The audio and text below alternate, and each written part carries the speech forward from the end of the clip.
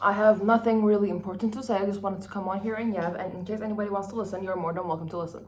So, I have so many things I question in this life, right? And every single time I film a video like this, because this is not my first time and it certainly will not be my last, every single time I film something like this, later I'm like, girl, nobody cares. Literally, not one person in this world gives a fuck about your opinions. However, I'm gonna share them anyway because it's my channel and also it's better than keeping these videos on my phone. So I'm gonna share this one, hopefully, fingers crossed. Anyway, I have so many opinions about life and the world and relationships and dynamics and all of that nobody else really shares with me, and it really it's not really upsetting per se. It's something I'm used to at this point in time at least. But as a kid, I was like, why is nobody else thinking like me? Why is everybody else thinking the same as each other? Like, for example, one thing I question constantly since I was a little girl is, have you all noticed that there's a template in life of how you're supposed to live your life in order for it to be perceived as a successful or happy life from the outside world? So let me break this down for you, okay? So first, you're born. Obviously, you have to be born. You're born. And then you go to school, because obviously you go to school. So you're born, go to school, graduate high school, maybe go to uni, maybe go to work, whatever. And then you fall in love. That's usually the time where people are expected to fall in love, right? And then you get a job, or maybe you already have a job. So you work, you get married, you have children, because unless you have children, you are not a complete family according to society's standards. So you have children, and then you retire, and then your kids get married, and then you die. And that's the template everybody else follows. When I look around me, I have not seen one person, not one, that has never tried to be a part of this template. Not one. Everybody around me, no matter the age, has fallen victim to this template. Obviously, education is very necessary. That's not the parts I'm criticizing. Obviously, work is necessary. But why is this specific way of living life, and why is this specific order the template for your life to be successful or whatever? Why? Who made this? Who? Because I'd like to have a chat with that person. Why?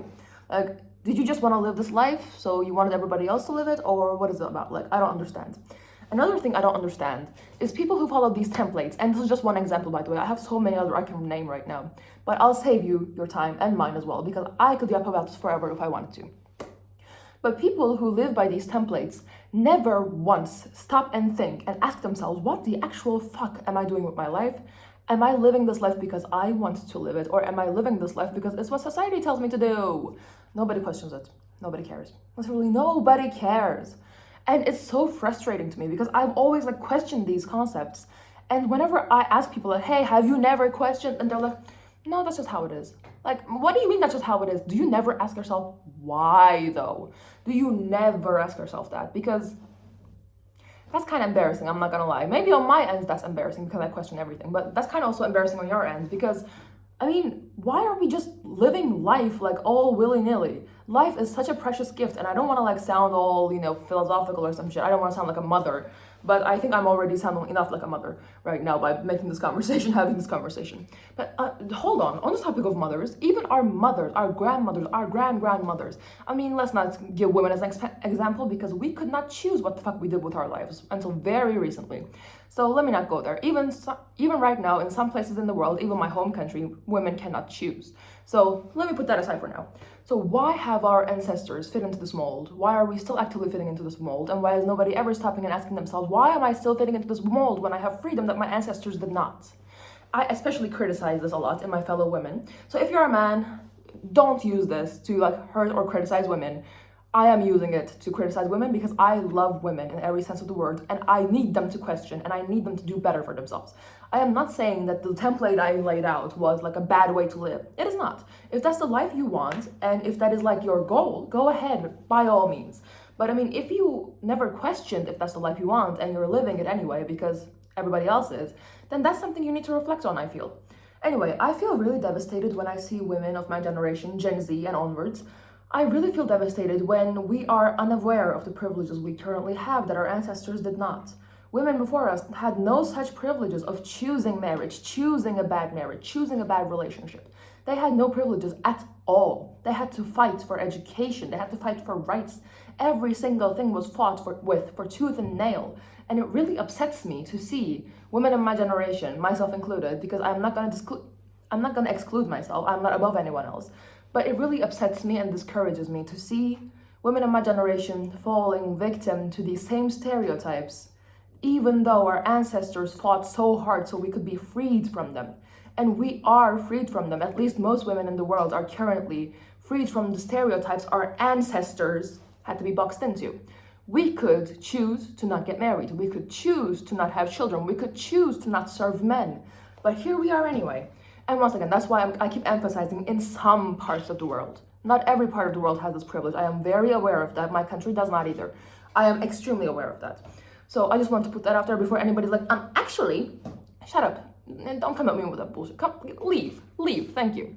Anyway, long story short, my point is it really annoys me and saddens me deeply when, this is even like, so I'm moving away from the women conversation right now and I'm going back to like being general. I'm going back to generalizing everyone because why not? Everybody likes to generalize everybody, so why can't I do the same thing? So when we go back to looking at the whole picture of what we're doing in the world right now, every single person does the same exact things and nobody ever stops and thinks, why am I doing this? If I did not have to follow these social rules, which you don't, by the way, if I didn't have to follow these social rules, what would happen? What would I want to do if there was not this template laid in front of me? Like, let's say, if there was no such thing as an admired career, what would I want to do? Nobody wants to question that because it makes them sad. And nobody wants to be around people that question those things, such as myself, because it makes them sad and it makes them regret the life that they've lived, especially older folks. Like, I have these conversations with the elder folks in my family, and they hate me for it because they are very aware that they did not live the life they would have wanted, even though some of them had the privilege to do so. And they hate this being like thrown into their faces because they are very aware of their lack of self-awareness in their early life. And a lot of old folks gain so much self-awareness later in life that they never thought about when they were younger. So their regret is a lot stronger than their desire to hear and understand you. They regret the life they lived so much to the point where they lash out at you for daring to question the life that they lived without questioning. And there are so many little nuances in life, in relationships, in friendships. For example, let's take friendships, for example. And assuming fully platonic, where no person has feelings for the other person. Let's just say your friend tells you something. Okay, so let's give an example from my personal life, because I live with my two closest friends, both women, and it gets chaotic a lot because, see, my thing is, people tell me I think like a man in these situations, but that's also another thing I question. Why is logic automatically associated with masculinity? It's not an inherently masculine trait. I've known a lot of women who were logical and who were strategic and who were smart, and this is not even just like about gender wars or whatever the fuck y'all want to talk about. I'm just genuinely questioning everything. I like breaking down these things in my head and trying to find a reason as to why things are the way they are. I'm gonna give another example later, but let me keep going with this roommate example right now. So one of my roommates, she constantly gets herself into like weird ass relationships with men. And I talked to her once, and when I realized it was in one ear, out the other, I was like, okay, I'm out of here, bye-bye. Because I have enough respect for myself to pull away when somebody does not want to be saved. As J. Cole said, don't save her, she doesn't want to be saved. That's my policy. If you don't want to be saved, if you don't want to listen, if you don't want to save yourself from a situation, I'm not gonna bother trying to save you. And that's just my stance on things. Meanwhile, my other roommate, she has consistently tried to save this girl from herself and her bad choices because she thinks that's what being a good friend is. And I have these conversations a lot with her as well. And she doesn't know why she does it. She just does it. She just feels obligated to interfere in my other roommate's life. But the truth is, nobody is responsible for someone else. We all have our choices to make in life, and the choices somebody wants to make in life, I will not interfere with. If I disagree with the choices or if they're dangerous, I will say it once. And after that, if you don't listen to me, if you don't respect my opinion, and you show me that you don't respect my opinion or you don't respect my advice, then I'm out of there because that is the basis of self-respect. Now, let's go on to the other topic I wanted to talk about, which is homosexuality is a sin. Okay, I've also questioned this multiple times previously in my life, and let's break this down if we're thinking religiously. So, in every single like organized religion book, there is something saying like, oh, laying with a man is a sin, whatever. So in that case, let's question this, right? Let's break this down really simply. For those of you who want to argue with me on this, let's break it down super simply. Homosexuality is a sin, right? Okay, sure. Why? I'm assuming it's because of the sex. It doesn't really specify. It's a sin to lay with another man. Okay. So with lay, I would assume sex. It's very like open-ended. Everything in religion is open-ended. Mind you, I want to preface this by saying if religion brings you peace, all power to your girlfriend or boyfriend, whatever the fuck you are. I don't care. If religion brings you peace, go for it. I love that for you. It does not bring me peace, and I like questioning shit. So hence my opinion. As I said, if it brings you peace, more power to you. I don't care. I do not care. Don't come for me. Anyway. So I would assume sex when you say you shall not lie with another man. So okay, we're assuming sex. So gay sex is a sin. But what about love? What about romance? What about the fact that gay couples are more likely to raise healthy kids compared to straight couples? What about gay couples taking in children that straight couples produced and threw out on the streets? What about all of those things? Are those sins too? Let's question that for a second. Let's sit with that for a minute. Let's sit with it. Yeah, no answer. Right, no answer. Also, why is homosexuality a sin? Let's question that as well. Let's break it down. Why is it a sin? Also, is lesbianism a sin? Am I sinning? I'm not a man. I'm not laying with a man, so technically, I'm good, right? I'm in the clear. I don't understand how these things have been formulated. I don't understand how people interpret them because it is very open-ended. It's like me saying, this ketchup is a warm tone. Okay, this ketchup could literally be any tone. It doesn't have to be red. Red is a warm tone, but it could be literally any other warm tone. Like there are so many things, especially in like I'm giving an example from religion because that's where most people like base their judgments, and that's what most people hide behind with their like I guess what is it called? Fucking judgmental views.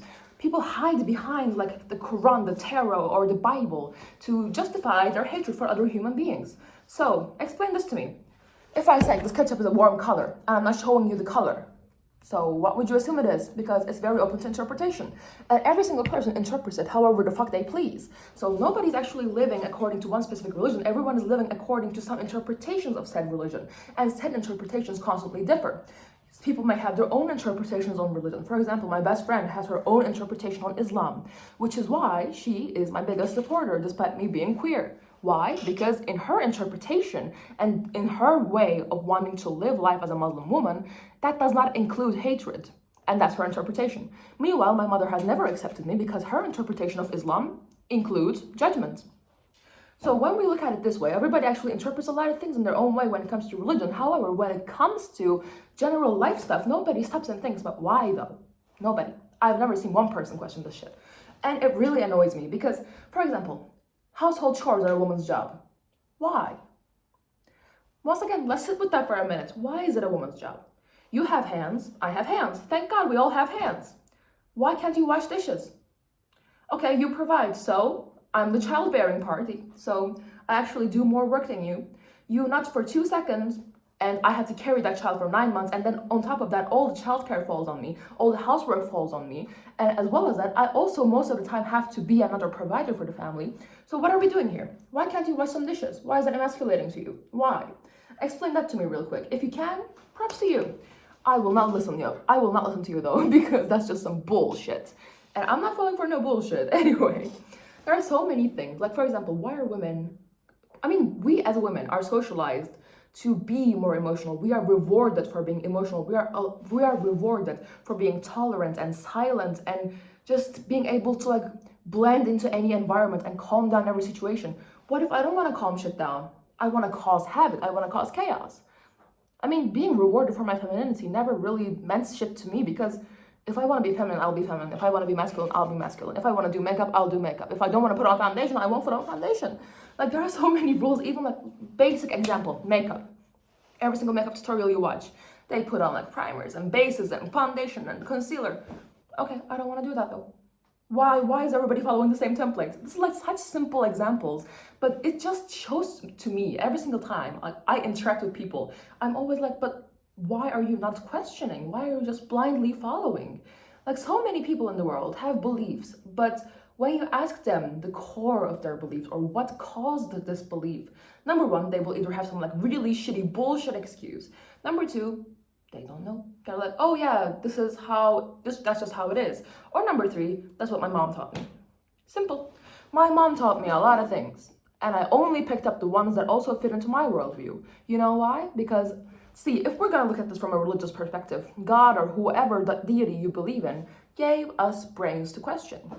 And we're not questioning. Therefore, we are doing a disservice to God because He spent all that time creating this brain for us. And for us not to use it, for us to just follow each other blindly like sheeps, I just don't understand people at all. And it also pisses me off that I am constantly expected to have empathy for everyone as a woman.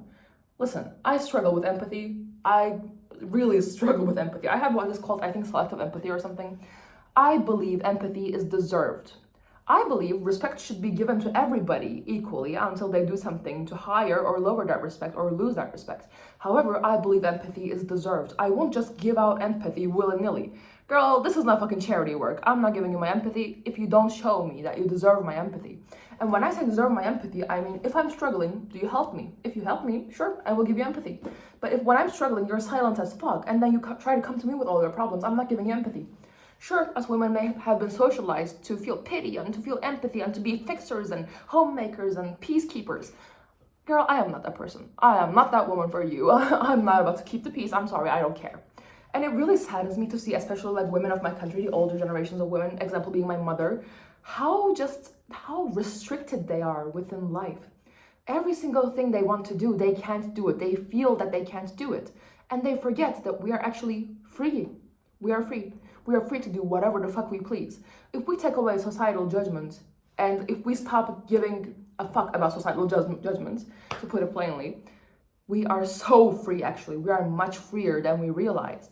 I could literally go outside in a bra and panties right now, and people would judge, people may touch, but at the end of the day, that's the choice I made with my free will. So we're actually so free. Like my mother, she will want to wear a dress, and she'll be like, nah, I'm too old for that now.